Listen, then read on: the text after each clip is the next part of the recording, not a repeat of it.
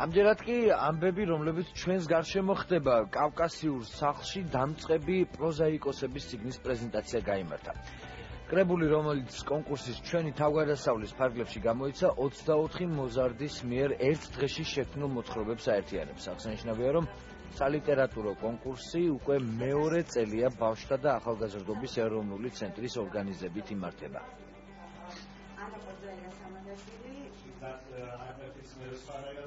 საქართველოს მასშტაბით 300-მდე კონკურსანტი იყო, შემდეგ სამუშაო ჯგუფმა არჩია 24 ფინალისტი წავიყვანეთ უკვე ყვარელში, სადაც მარათონის პრინციპით უკვე ჟიურის წევრებმა ანა კორძაია სამადაშვილმა, გიორგი ლობჯანიძემ და ირაკლი ჯავახაძემ მისცეს დავალება ილია ჭავჭავაძის სარჩობელაძე ფრაზა შვილი გაოცდა მამას ცილმაუქმა დაესხა. ეს იყო ის საკვანძო ფრაზა, რომელზეც თითოეულ მათგანს უნდა აეწყო თავისი მოთხრობა. ნამდვილად არ ვიტყვი, რომ აქ თავშეყრილია სერვანტესის და მარკესის საუკეთესო ნაწარმოებები, უბრალოდ თუ გიტაიკითხავთ ამ ტექსტს აღმოაჩენთ, რომ ყველა საუბარი თემაზე, რომ ახალი თაობა იცი რა და მოგეხსენებათ, რაც მოყვება ხოლმე გაუნათლებელი უმაგრესი.